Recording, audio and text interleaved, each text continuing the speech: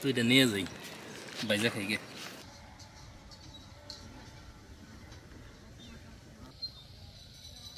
দুইটা আসছে পাখি,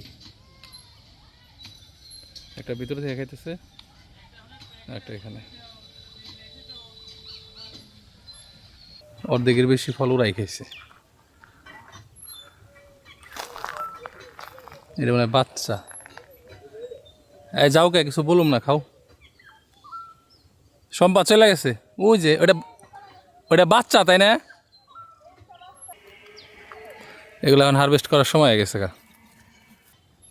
ওই দেখতে পাচ্ছেন সূর্য ডুবে যেতেছে। এরকম বিকালে আসে আর হলো সকালে, দুই বেলা খায়। আয়াত, আসসালামু আলাইকুম, আশা করি সবাই ভালো আছেন। কি করো তোমরা?